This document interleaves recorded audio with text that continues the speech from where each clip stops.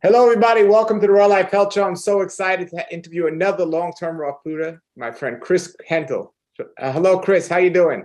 I'm doing great, Paul. Thanks so much for having me on, man. It's definitely an honor and pleasure to be on your show with you.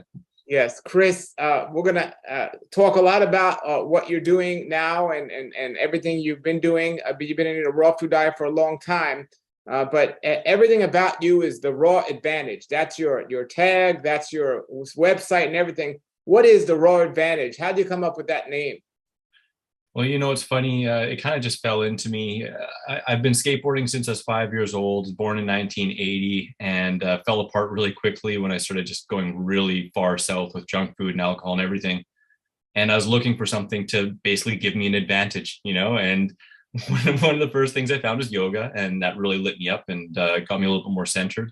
But next, I read a book called Fit for Life, and it really espoused the idea that raw foods and fruit and vegetables were really, really powerful for healing and for health. And that just set me on a route, learning more and more. And the long story short then is when I decided to start my business, raw foods was just at the center of what I was doing, like raw foods and holistic healing to give myself that raw advantage for my skateboarding. So that's what it was really, is just I wanted an extra edge for health, for healing, for just well-being in general. And that's what I wanted to spread as well, is just give everyone the raw advantage. Well, how long now have you been on a raw food diet? It'll be about 18 and a half years right now, because it was the spring of 2004 that I went raw. So Okay, so do you remember, like when you were growing up, like when's the first time you heard the term raw food diet or you realized that there's something called a raw food diet? I would say probably it was when I was like 19, which is like 1999, reading Fit for Life, and that's like that book just like shifted my whole paradigm. It was totally crazy. Like when I read that, some of the first things they talked about was like eating fruit first on an empty stomach and food combining. And I took that on so heavily back then that I can say honestly, I've probably had like 5 cooked breakfasts since then, because I just said fruit for breakfast. It makes sense, right? And that book does outline a raw food diet. It does point towards it. So that was my first introduction. But I never at that point felt like, yeah, I want to be on a raw food diet. I just started adding a lot more fruits and vegetables, eating fruit for breakfast, food combining, and slowly moving towards a high raw food and vegetarian then vegan diet. So you mentioned you had some struggles with your diet, your weight, and alcohol prior to that. So what was your lifestyle before you read Fit for Life? Did you have major health issues, or were you just an overweight teenager? What was your life like? Well, truthfully, I wasn't overweight. I did have chronic candida and foot fungus and jock itch. I was depressed. That was probably my main big thing. I mean, right prior to reading Fit for Life, I got into yoga, and that did help quite a few things. Like I was on a path of self-discovery and spirituality before that. But, I moved out at 17, and from, 17 to 19 and a half, my diet was really pretty poor. Like I looked at Taco Bell as the pinnacle of food. I wanted to drink beer every single night. I smoked a pack of cigarettes almost every day. Um, so and I was kind of that guy who, like, if I went out with my friends, I'd try and spend the least, but then eat everyone's leftovers. And if they dared me to like eat everything in a pile with like crap poured on top of it, I went for it. Like the greasier, the grosser, the better. And yeah, it definitely led me down a path where I didn't really want to be around anymore, very truthfully. Like there was a period of time where people on the outside probably thought I was doing all right. But what started as a party and doing it for fun ended up being something that I was trying to escape regular life from and just stay in that state of drunkenness and being high, because I wasn't happy with my skateboarding. I wasn't happy with my joints. My ankles and knees were hurting more and more. And I wanted to release, truthfully. So even though you were on the path to a disease, you weren't officially diagnosed with an illness. You just suffered from severe depression, and you just wasn't happy with your life. Absolutely. Yeah. And everything else is just like symptoms that I noticed, but nothing that I ever got diagnosed. Now, most people that are smoking cigarettes and eating junk wouldn't even pick up a book like Fit for Life. What inspired you to pick up the book? Did somebody hand it to you, or did you just say, "Hey, I want to start thinking about my diet"? Really, what happened was First, and I don't remember exactly how many months prior it was, but it was at least 3. I was in Walmart, and they had one of those bulk kind of bargain kind of bin things, and they had a VHS tape that was Rodney Yee intermediate yoga tape, and so that was my first intro into like something kind of more holistic, and that got me interested in yogic philosophy, which talked about karma and the impact that food has on your physical, mental, emotional, spiritual self. And so that sparked the interest in like, wow, what? Like, this isn't just a pleasure tube. Like, I really, like I said, like, I'd go to Taco Bell and spend like $8 and think that I was like giving myself rocket fuel for skateboarding all day. And one day I went home and I went to a used bookstore, and it was really one of those moments where there was a wall of used books, and I went into the kind of nutrition category and I just looked up, and it was like the one book. I'm not going to say it was actually glowing and shooting sparks, but it might as well have been. That was like, I just knew this is the book. I grabbed that one, I looked at it, it was like, all right, this is it. I read it, and it completely changed my life again. Wow, that's wonderful. And what year did you say that was? So that would have been in 99. 99. Okay. And then, so how did your friends and family, what they think when you started making these changes in your life? Well, I think at first they thought it was like, like a neat little gimmick or a short kind of stint, like, oh, he's doing this now, because I was always just a little bit different and had my own way of things. And, so some of them were a little bit interested. Some of them asked a little bit of questions. Some of them just laughed. My sister had been vegetarian. She had read Diet for New America years before when I was like 16, and I laughed at her and thought it was silly. I was the guy making T-Rex noises at her while she was abstaining from meat, but she was more understanding. But over the years, more and more people kind of got on board and just understood that it wasn't just a passing fad. But I mean, obviously over, I guess altogether that's like 20 some years, like 23 years. There's been definitely some ups and downs and some social situations and, concern from some people and, all that kind of stuff. So how has your raw diet changed over the years? So when you first started, you were doing like the Fit for Life philosophy, maybe not even 100% raw, but you were just into it. Then at some point you shifted to all raw, but even then, how has your philosophy and your diet changed from then to where you are now? Well, I'll go through a quick, brief kind of timeline there. When I read Fit for Life, really what I took on was fruit for breakfast and food combining and moving towards vegetarianism, dropping more and more processed foods. It took me about like 3.5 years to go from like junk food, eating, smoking, drinking to high raw vegan. And I stayed as a high raw vegan for about 6 months.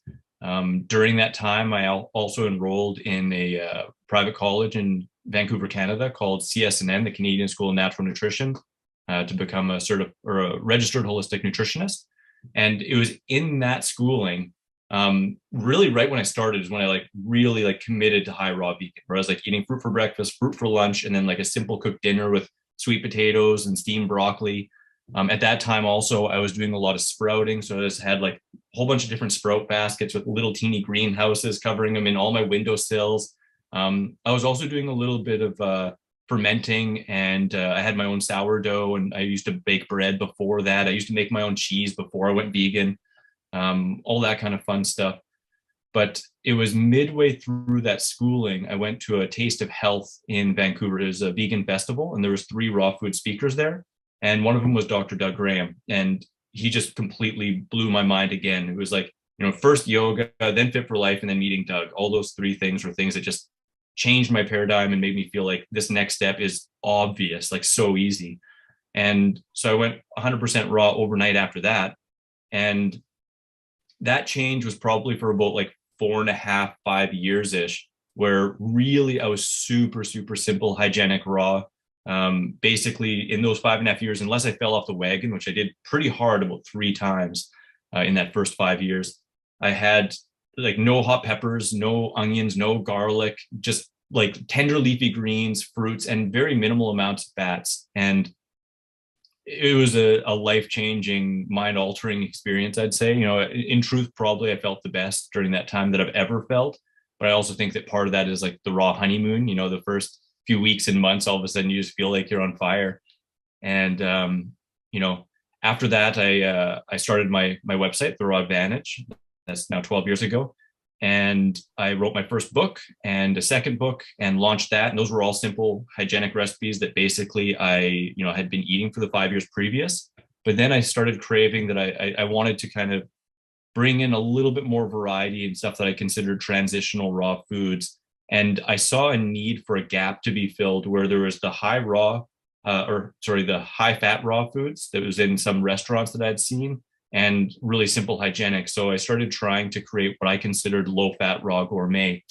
And so I wrote some books with that and introduced more of that into my lifestyle. So bringing in some hot peppers, bringing in some spices, ginger, some garlic here and there, some onions, getting a little bit more fancy. Years later, I added a hydrator and just started trying to create stuff that were old favorites that I used to love and try and make them as close as humanly possible to the old stuff, but still that loves you back and doesn't leave you feeling like crap, you know? So started doing that. And I mean, now I guess really I haven't gone full circle in the sense that I'm strictly hygienic, but I am more and more and more just kind of eating simpler and simpler. And I have a few recipes, maybe a handful that I absolutely love that I make the most consistently. But my average day is just basically fruit for lunch and then sometimes some fruit before dinner and then a big vegetable based dinner. Sure. So, okay. So when you're doing the fruit, so if you say fruit for lunch, fruit for breakfast, and then a vegetable dinner, you said that? I usually actually only eat 2 meals a day, Okay. but it depends also what I have for lunch. Like if my lunch meal is definitely it's a dense sweet meal, so let's say it's persimmons, bananas, dates, jackfruit, something like that, then I usually just have 2 meals. But if it's a little bit lighter, or if I'm really, really active, then I have a juicy fruit for breakfast. It might be melons, it might be mangoes, it might be. But I will put one extra kind of caveat there to kind of answer your question even more fully. When I first went raw, I was eating generally between 3 and 5 meals a day, and they were usually fruit. And if I felt like greens, I'd have greens with them. And my last meal of the day always included greens, at least for the most part.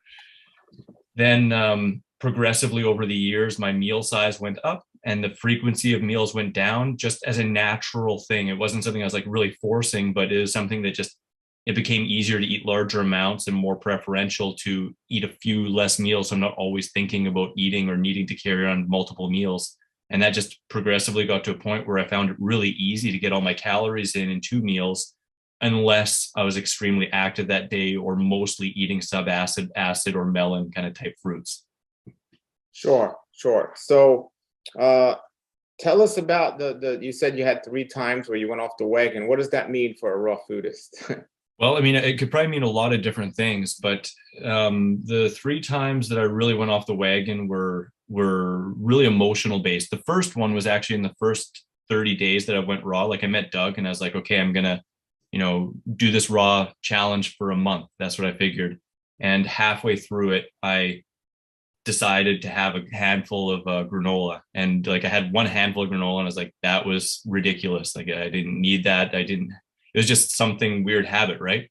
But then, after that, I guess, after that 30 days, I wouldn't consider this falling off because I only considered to do 30 days, right? So at the end of the 30 days, I allowed myself to have, I had a vegan Subway sandwich, I had vegan Indian food, and I had vegan pizza. And then I felt such a sharp contrast. I was like, I'm going to get right back on this. So I dove right back into it. And the next time that I fell off was a severe fall off. That was 8 months into the lifestyle. I was at that place where I felt like, people would ask me that question, like, what would you do if you're on a desert island or a deserted island, and you had no food, but there was a whole bunch of pigs, I would answer I'd rather fast, there's no way in heck I'd ever go back to meat or anything like that. But when push came to shove, I actually did. That at that point I had been vegan for just over a year and a quarter or so, and vegetarian. I hadn't had meat for 3 years previous to that. But I found myself in a situation where I was mentally, physically stressed to the point where I didn't care about myself or about my dietary choices. I was on a skateboarding road trip with a bunch of friends that I had earlier basically formed the habits of drinking and partying and learned how to party with. And we went to California for 2 weeks. I was the only odd one out that was eating something different. And I had a $2 a day budget. At this point too, being 8 months into the raw food lifestyle and not understanding the concepts of caloric density and really understanding how much food I need to eat, I was at a really low body weight. Like I'm at like 185 now. I was at 155, and my joints were starting to ache again. And going 2 weeks to California with a $2 a day budget, I was trying to survive off of raisins and water. And just over a week in, maybe a week and a quarter in, we were in California. We were at a campsite. They were all drinking, partying, having fun. The previous week I'd skated horribly, wasn't recovering well. I was mentally struggling with my self-worth issues because I really counted myself a skateboarder, this and that. And I snuck off and I went to a convenience store and I went and bought a Snickers bar. And I hadn't had a chocolate bar for a really long time. But as soon as I had that Snickers bar, I was like, you're a failure. You're a hypocrite. I despised myself. I literally loathed myself. And the next thing I found myself at was the parking lot of a fast food restaurant. And I ordered a chili cheeseburger and chili cheese fries. And as I said, I hadn't had animal products except for dairy for years before that, 3.5 years. But as soon as I ate that, then that was like a darkness within myself. I felt so ashamed and so guilty that I didn't tell people about this for years. Like for at least 3 or 4 years on my path, I never mentioned it. So that was a big one, obviously. Years after, it's kind of funny. Each time I slid off, it was like that was like 8 months in, and then the next time was like a year and a half after that. And I was on a skateboard road trip again with friends, and I fell skateboarding at a skateboard demo, and I fractured my back. And part of me kind of felt like my life was over because I didn't know what was going to happen. I didn't know if I'd be able to skateboard. For a month and a half after that, all I really did was just basically eat fruit and smoke marijuana for pain killing. And I felt like Yoda, is all crunched over and hurting all the time. And at one low point during that time, I ordered a steak and cheese pizza to a street corner, and I went and ate it by myself, like hidden from everyone, and didn't tell anyone about that either. But yeah, those were my two biggest ones, And funny enough, right when I started my website, The Raw Advantage, within like 6 months of starting it, I had my last, what I would consider, fall off the wagon. And that one, and I blogged about it and shared all about it. I really had a strong craving for nachos.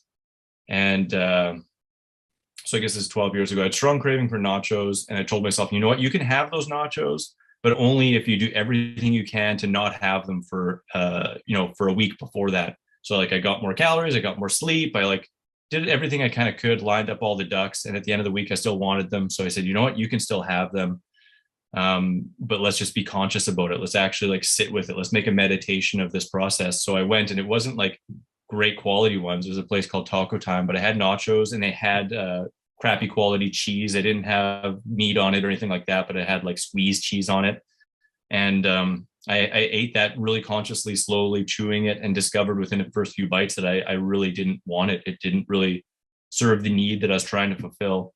I still ate it. I still ate all of it, but I learned and grew a lot from that. And that's been a part of one of the things I really like to bring to people is like, I think that, when we're looking to, when we're choosing something, we're calling it into our experience for a reason, and the more we can slow down and observe what we're feeling, what we're needing, and what we're looking to actually get from that food, making a meditation out of it, we can become a lot more clear of what we really are looking for and find another way to fulfill that unmet need, and so. Now, I don't know at the time how well you are in the kitchen, but like now you make like amazing pizzas. You're like the raw food pizza guy and stuff. But if you would have had that knowledge at the time, do you think you would have just like made amazing raw nachos, or if you were craving them, or do you think you just weren't there yet, or did you know at the time how to make them? You just wanted the junk food? No, that was when I was just coming out of kind of hygienic diet and was was just experimenting with a few other kind of recipes and stuff. And I didn't have a dehydrator for my first 10 years as a raw foodist. I got into that later. So I think everything has its time and place. I learned and grew a lot from it. I think that now knowing what I know now, that's part of the reason why I do what I do, is to help people have an easier transition. And first and foremost, no matter what they choose, to be really easy and loving and forgiving of themselves, because I know absolutely that the shame, the guilt, the fear of being discovered, having had those foods, and the hatred, the actual loathing that I had for myself for making those choices, things that I said I would never ever do again, ate me up and was more negative for my health and my mental state than the food itself. So like, self-compassion and love and patience with self, and trying to arm yourself with the support, the recipes, all those things you can to make it an easier transition. But always being easy with yourself, I think, is a number one concept I like to put forth. Sure, sure. So after being on a raw vegan diet all these years, how much sleep do you get every night, or do you need? I like to get like minimum of 7. And if I'm really active and doing a bunch of stuff, then I like to be getting 10. Like I love the days that I get 10 hours. And if I'm really active, I might get a little bit more. And I'd say on average, I probably get 7 to 8. Okay, okay. And what about water? I know you eat such a high water content foods, but how much water do you actually drink? It fluctuates dependent upon what I'm actually eating. If I'm eating more sweet fruit, I need a little bit more water. If I'm eating more watery fruit, a little less. But on average, I usually have like about a bottle, if you can see it, about a bottle this much, like about a liter in the morning hours. And then if I'm skateboarding and sweating a bunch, or even if I take a really hot bath and I sweat a bunch, I'll probably drink another liter, maybe even another 2 liters. So I would say on average, it's between like 1 to 3 liters on a day. Sure. You mentioned you're 185. How tall are you? 6'1.5". I got to put that extra point 0.5 in there because I want to be 6'2", but I'm not quite there. Yeah, so you're pretty tall. You weigh 185. And Yeah. so now you exercise. I know skateboarding is, you do a lot of skateboarding, and you said you do yoga. What other Yeah. type of exercise do you do? Uh, I like to stay active in any way that I can. I've been through different cycles in my life where I couldn't skateboard as much as I wanted to. Like I was in a motorcycle accident 4 years ago, and that really brought me into the gym a whole heck of a lot more. And that was a lot of fun. I really challenged myself in the gym, and I really hit it hard for about 8 months, and I got up to 198 pounds. I put on a ton of muscle in that period of time. I like rock climbing. I do that occasionally. I like just playing, just running around and stuff like that. But definitely, and surfing. I love surfing, and I like martial arts and boxing and kickboxing and stuff like that. But definitely skateboarding and surfing and yoga are probably my most common activities. And then also, I really do want to get back to the gym. I got some weights here that I play with, and I have a chin up bar in the house that I like to pull up on, at least a couple times a day. So calisthenics, all fun stuff like that. Sure, sure. So, where are you with fasting? How have you fasted over the years? Earlier on in my journey, even before I went raw, like in those first 4.5, 5 years when I was transitioning, I did a bunch more fasts, mostly just short ones. Like I did a bunch of 1 day, and then I did a bunch of 3 day fasts. I did 1 or 2 5 day fasts, a 7 day fast. And then the last fast that I actually did was about 11 years ago. I did it at the Farm of Life. It's a retreat center that I've often done retreats out at. That they're like family. They're out in Costa Rica, and so they supported me in doing an 11 day fast there. Okay. And so there's a lot of people out that are coming out now that are eating a raw food diet for 2 to 3 years, maybe 5 years. What mistakes do you see these people making that you've learned over the years that they're setting themselves up for a hard time if they continue on that path? So I'd say some of the most common ones are under eating. The belief that you don't need any greens, that you just be like a sweet fruitarian. Um, and I'd say also like an over focus on like fasting and detox and juicing and stuff like that, like trying to get somewhere at breakneck speed. And then I guess a further component of that would be the thought that like, we're trying to get to a place of breatharianism, or we're trying to get somewhere. I don't know, maybe for some people that's a viable goal, but I don't really see it as that. I think we're here on the physical plane to be in physicality, and we have a lot of time to be in the spiritual. I'm not racing to not eat food, but those are the main things that I've seen people really run into trouble with. Sure. And you've the raw advantage. Like, so what is that? I know you have your recipe books, and you have amazing recipes. You're on Instagram, and your recipes are rocking it. Those pizzas look amazing. But so, do you just teach people how to make food? Do you work with people with diseases? Like, what is the Raw Advantage about? All of the above. I mean, my scholastic training is in holistic nutrition, so we look at it from a multi-pronged approach. I consult people from all walks of life. They could be athletes, they could have a disease, they could just be looking how to incorporate yoga and fitness into their lifestyle.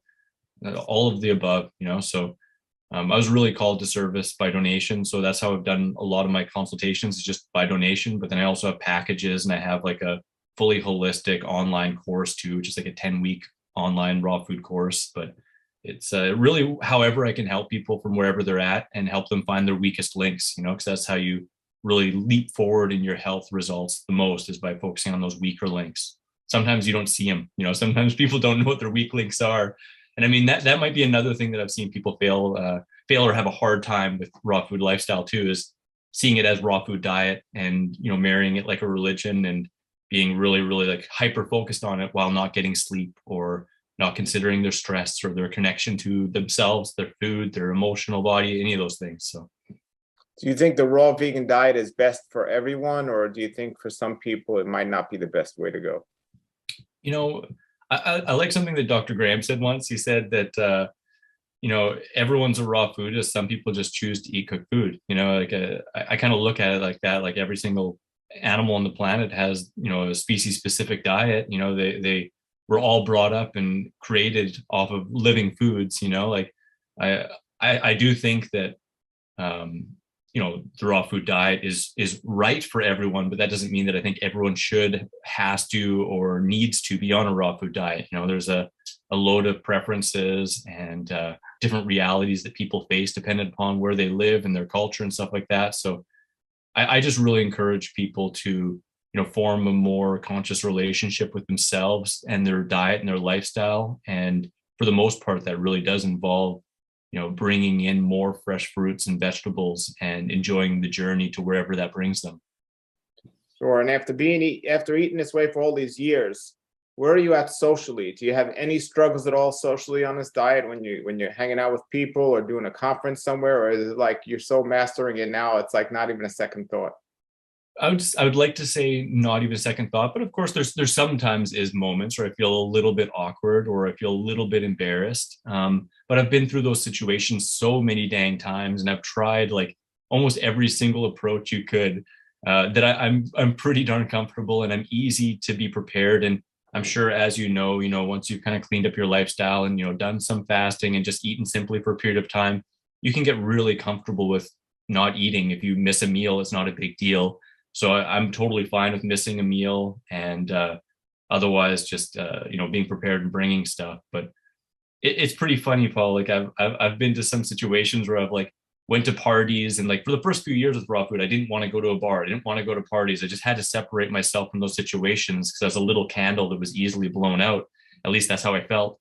And now though, like I've been to parties with like bok choy in my pocket, or like celery sticking out of my thing, or like a bag full of grapes, or sometimes I even take like a 40-ounce bottle and fill it up with banana smoothie or orange juice and put a paper bag around it and just like pretend that I'm a hardcore partier, yeah, and like, what do you have? Like, oh, try it. It's really hard, and they're like, what? And it gets a laugh. It breaks the ice, like what I've really found is the more serious you take yourself and the more you focus on differences between yourself and others that you're socially interacting with, the harder it's going to be. The more you're ready to laugh at yourself, laugh at the situation, and just be proud of what you're doing, the easier it gets, right? Because this is a powerful choice, and it reverberates out and it opens eyes, even if you don't recognize it. When people see you doing something different, and if it's working for you, you're not like trying to alienate yourself, and you're not super awkward and being afraid what people are going to think,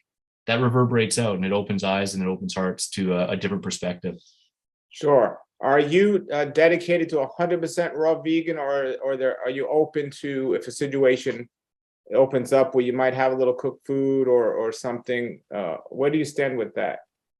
At certain points I've had like a strict dedication to 100% raw vegan, although I would technically probably say like 99, because some spices may not be 100% raw, or some nuts and seeds are a little bit questionable. That first 5 years, it was like raw is law. It was like there was no deviation. And I think part of that was why I had such hard falls off the wagon. Um, but the last 3.5 years being with my girlfriend, she's a vegan chef. And if she makes something that's phenomenal that I genuinely want to try, I'll have a bite or two, and it doesn't bring any like compulsive attitudes or kind of responses from me anymore. Whereas in my first decade as a raw foodist, if I would have had one bite, I know I would have like rolled over and wanted to have everything, because it is just a total different mindset. But now I really just see it as a choice and as experience. And I've tried that walk enough that I know it's not what I want, and probably about like 90% of the time, if she says, "Hey, you want a bite?" I say no. But if I genuinely really want it, I can have a bite and not really sweat it. But I'd still say I'm like 99% raw, like 100% of the time. Sure. And I think I already know the answer to this based on the picture behind you, but what is your absolute favorite food?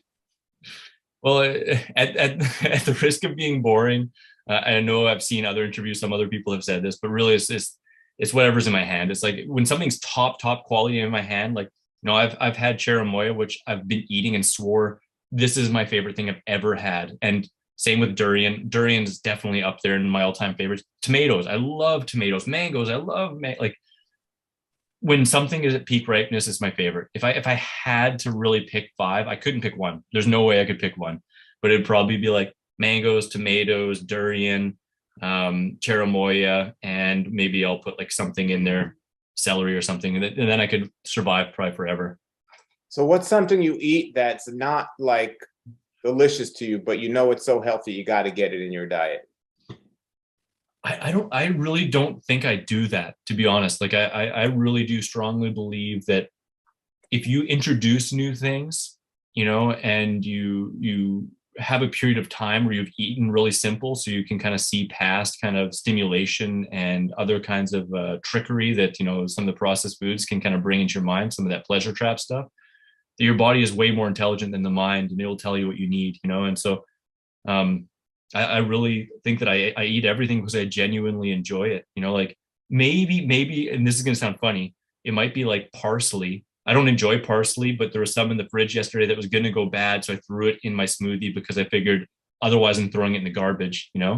But really, that's a really rare thing. Like I eat the foods I enjoy the most, and I eat as much of them as I enjoy, and I don't feel like I need to restrict it all. In fact, I generally aim to eat as much as I enjoy and a bite or two more at every single meal. Almost the like stick a fork in me, I'm done. It's my last meal before being hanged kind of attitude with this lifestyle. Sure. And do you take any supplements now, or have you over the years? That's a great one. The first decade I was like anti-supplement.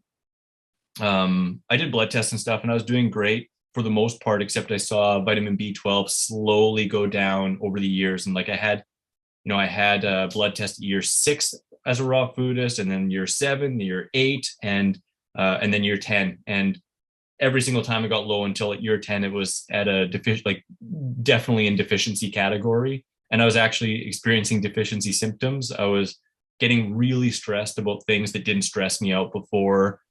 Shorter attention span. I had back pain, but I guess I'd also fractured my back a little bit before that. But yeah, so I got B12 injections twice, and then I started taking sublinguals, and I tried other things like patches and stuff like that. But I still now do take a sublingual spray for vitamin B12. And I've taken also after the motorcycle accident, because I was like a near fatal motorcycle accident 4 years ago. Um, that was in the middle of summer, and we were injured. My girlfriend Camilla and I were injured and going through rehab for a year after that. And during that first winter, because I missed half the summer and I just wanted to make sure I had enough, I also supplemented with vitamin D just to make sure I had enough for bone healing, because I figured I probably needed a bunch since I broke a lot of bones. Yeah. So those are the only supplements, B12 and vitamin D, that you've taken? Yeah, I guess the other thing that you could consider a supplement, but I don't know if it necessarily is when was that? That was probably maybe 6 years ago or so. I started taking barley grass juice powder, which I consider as like a nutritional adjunct, just to really get extra trace minerals. And, it's one of those things that's kind of funny because like I've heard both sides of the fence on green powders, and I definitely acknowledge fresh is best. If you can grow like really, really good quality greens that the soil supplemented with rock dust and blah, blah, blah, it's like really quality, that's going to be better than any powder. But from my personal experience, the first decade as a raw foodist, I ate a lot of conventional foods. It definitely wasn't always organic, general grocery store foods, and while I was doing really, really well, when I added the barley grass juice powder to my lifestyle, I felt like at first, like I would need was like a Scarface with a pile of cocaine. Like I just wanted to put my face in it, like I wanted to eat, like I enjoyed it so much and I just wanted to eat it by the spoonful, like 3 spoonfuls a day for the first few months.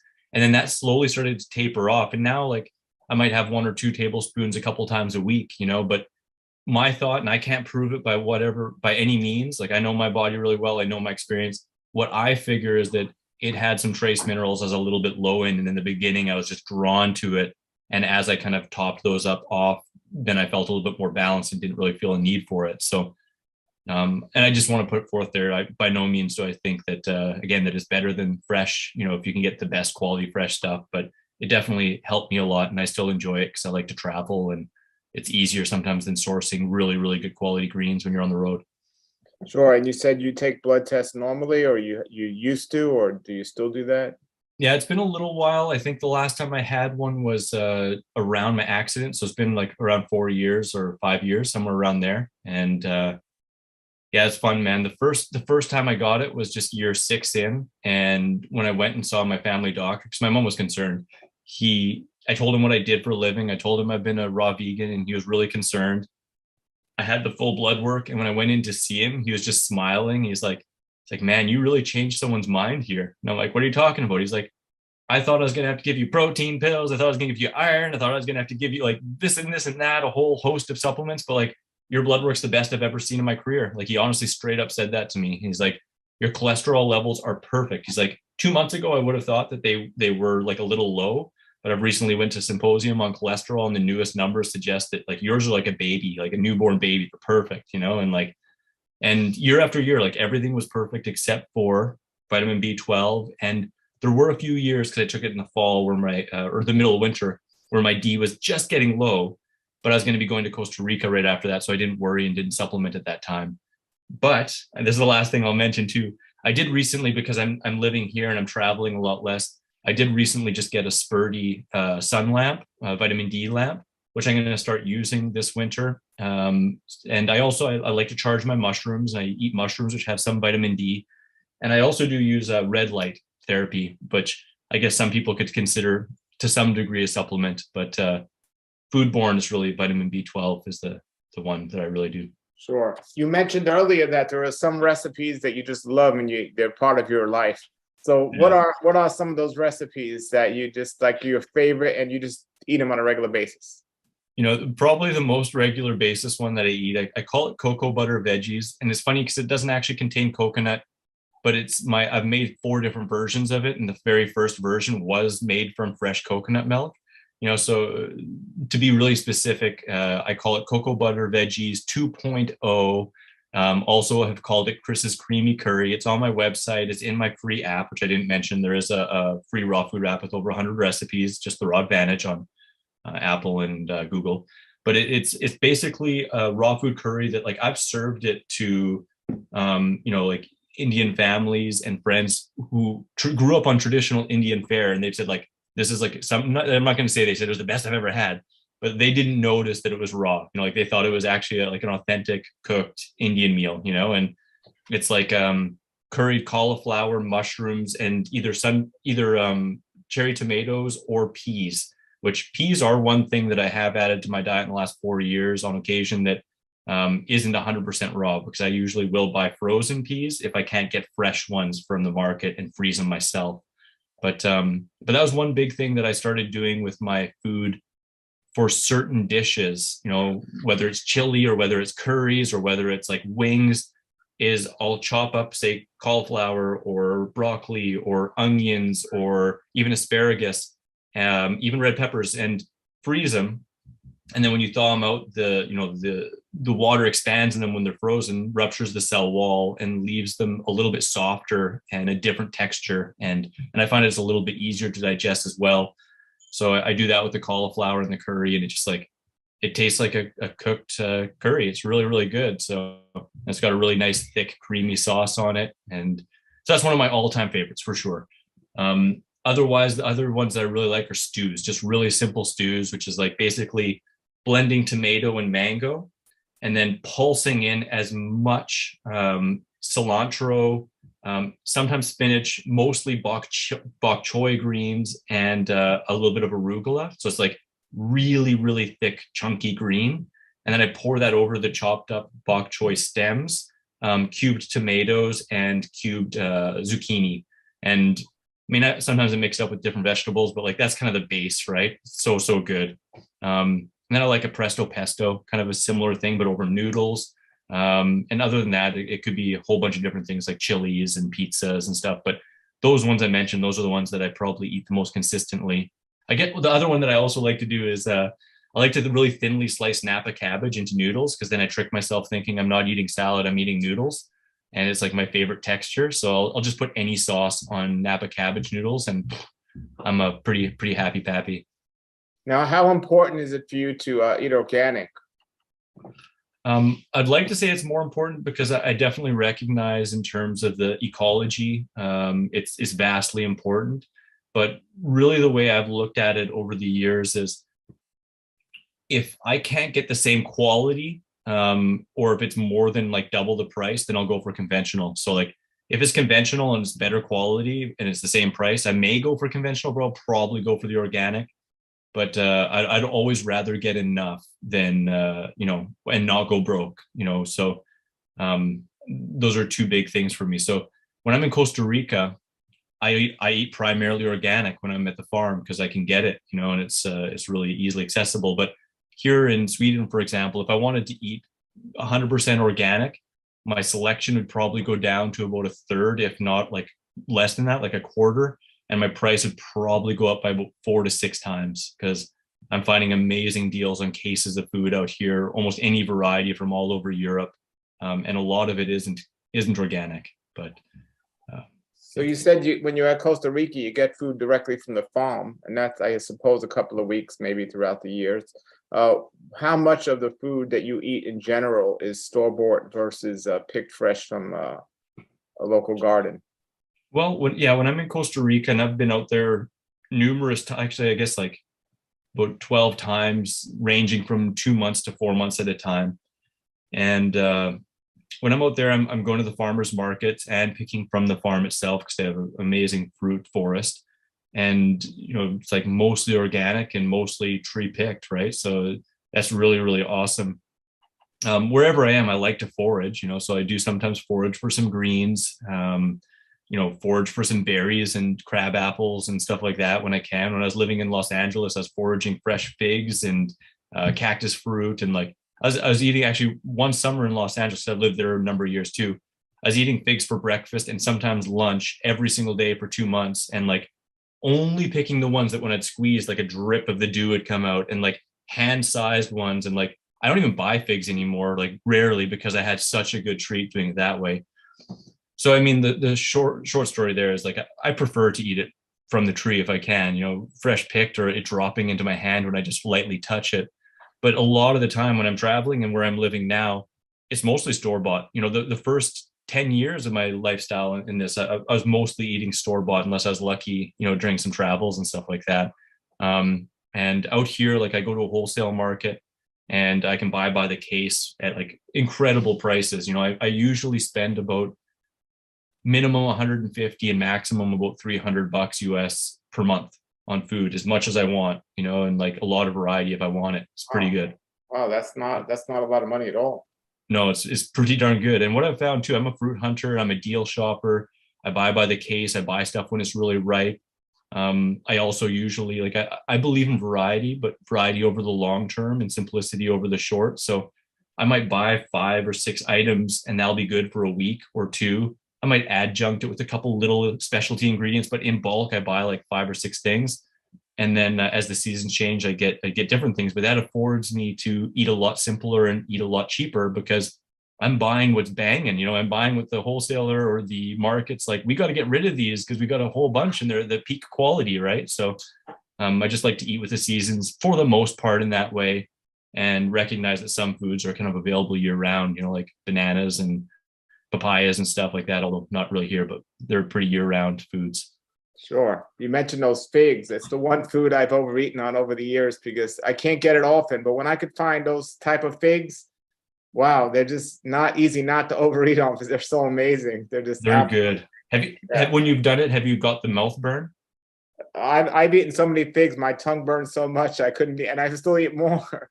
Do you not know? Do you know the secret for that? If you had to peel them, right?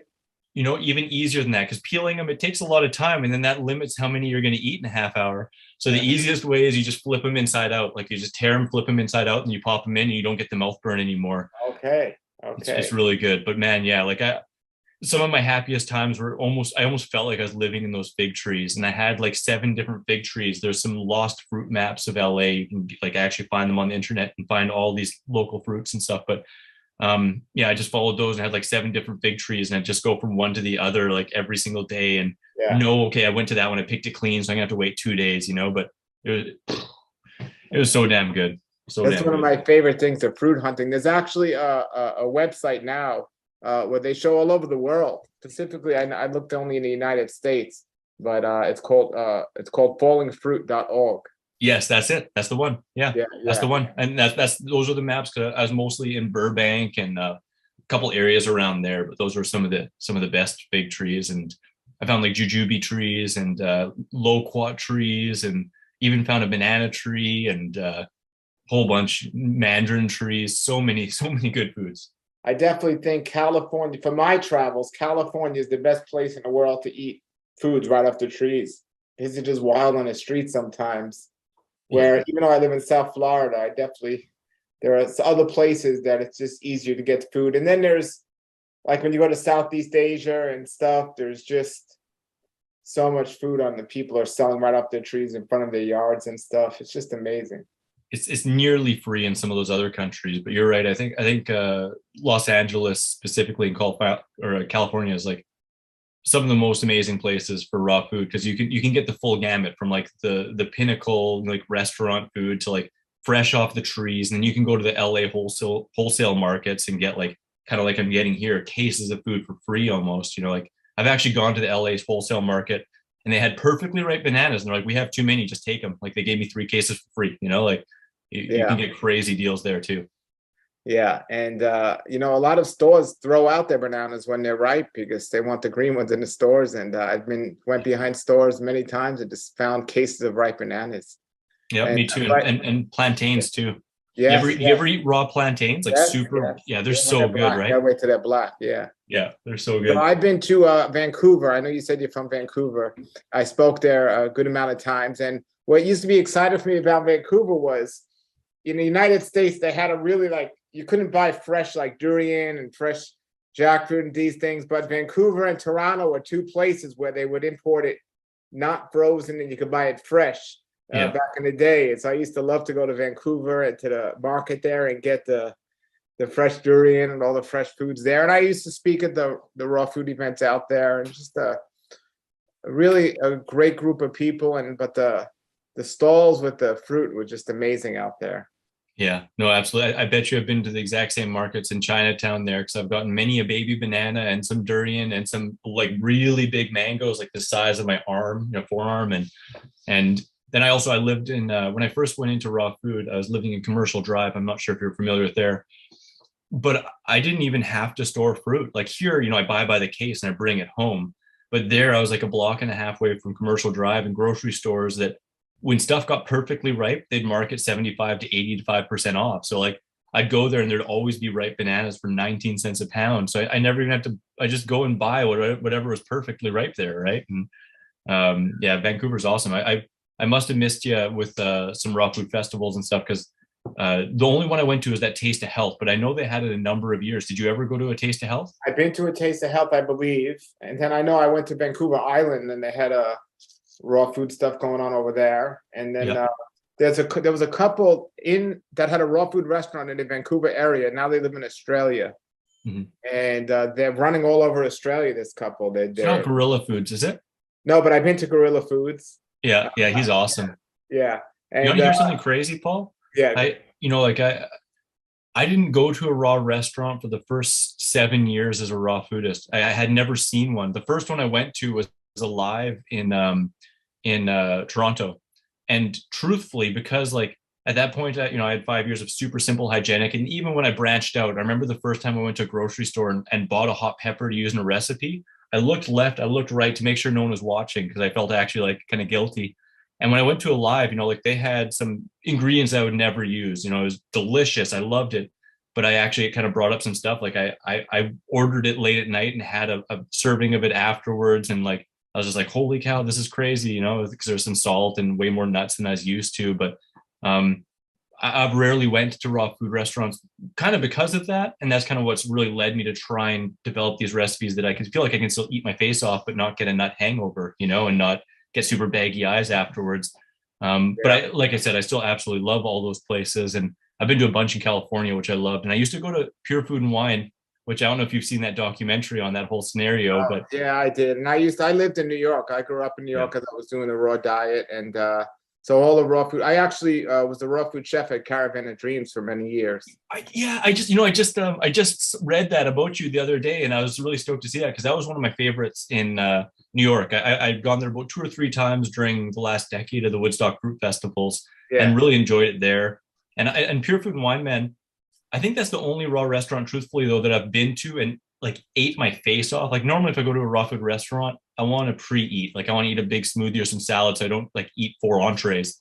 But I did that at Pure Food and Wine. I never got a nut hangover. I didn't feel bad afterwards. I don't know what the heck it was. Have you ever experienced that? Yes, I have, and I have a lot of opinions about like a lot. I've been to many of the raw food restaurants and Pure Food and Wine. I mean, I made the food at Caravan for years, and yeah, it's just I have to have a whole episode on all the raw food recipes and restaurants out there because some of them. I mean, in California, I don't know if you've been to a lock in California, but that's the one that I've like almost everyone I know who's been into raw food for a long time says that he is the master. He is the one that's like the best raw food restaurant. And I've never made it before. I've been to what's it called? Is it Raw or one of the original ones, Giuliano's Raw? But I haven't been to Alac. Yeah, well, I've been spoiled. Not only have I, but my wife is an amazing raw food chef. So I've been spoiled, I have to admit. But for people that are new to the raw food lifestyle, and that can be the anchor to help them get past those cooked food cravings until their body gets cleaned out.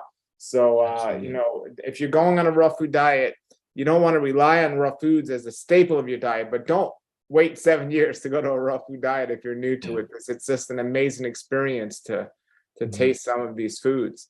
And so that's a great story that you have here. And so what are you doing now? So where are you now? And are you doing things locally where you're at, or are you just doing stuff over the internet? I'm right now really focusing on the internet. I'm living in Malmo, Sweden, and there's a lot of behind the scenes stuff that I've got going on. Lissa from Raw Food Romance and I have been putting out raw food bundles the last couple of years now, and I'm in the midst of a really big site upgrade and fixing things up to make it way more functional and helpful for people that go on there. And other than that, I'm just really embracing skateboarding a lot more lately as well, and helping out my girlfriend Camilla and her father. They have some land out here that needs some help to really get ready for for winter and everything else. So I've been doing a lot of that, lots of planting trees. Even I've been creating a little fruit orchard out in the forest out here, all temperate stuff, but really fun. So I've had the nose to the grinder, I tell you. I've been really, really busy and enjoying it all, but excited for more. Wonderful. Now, I know you mentioned you have an app with raw food recipes. Just go to your app store and type Raw Advantage. Yeah, if you're in either app store, Google or Apple, you put the Raw Advantage, it'll pop up. It's free to download for 100 and some recipes. And then all my books, 'cause I have like 9 books I've written. Most of them are in there for the lowest price that you can unlock the rest of the recipes. So like in total, there's 400 and some recipes in there if you unlock books, but you get 100 for free. And it's where I also push all my YouTube video recipe videos in there too, because I have like I think like 500 YouTube videos, but I think it's like 75 recipe videos are also in there beyond the 100 free recipes. And what's your YouTube channel? The Raw Advantage, and same my website, my Instagram, my Twitter, my LinkedIn, TikTok, all those fun things. So therawadvantage.com, everything is hooked up to that. Yep, absolutely. Okay, I'm going to put that below the video, everybody. Chris, it's been wonderful catching up with you, and thank you for all you're doing and for all you're going to do and helping for so many people. Thank you for your time today and for letting me interview you. You too, brother. We're really honored to be on here, man. I love what you're doing too, and what you bring to the community, and all the amazing interviews you brought forth, and your book, Daylight Diet. I really enjoyed as well back in the day reading that, and also the book that you put out with like all long-term raw foodists, and like bringing along commonalities between what different people are doing, and and differences, and just seeing that there are different ways of doing this. It's really cool what you're bringing. Really appreciate you. What I'd really like to leave everyone with is, enjoy the dance. Like it's really rare that anything is in a straight line, and just embracing more fresh foods and healthy living and healthy lifestyle in general, while enjoying the back and forths of everything, and going in a direction, and absolutely above all just loving yourself through the whole process as much as you possibly can, and being as patient and forgiving with yourself as you possibly can. I think that's just pretty golden, and I hope that you guys all take that on. Great. Thank you very much again for being here, and you keep up the great work, and have a great raw life. Nature's wealth, good for your health. This is the Raw Life Health Show. Raw Life, brighten up your life.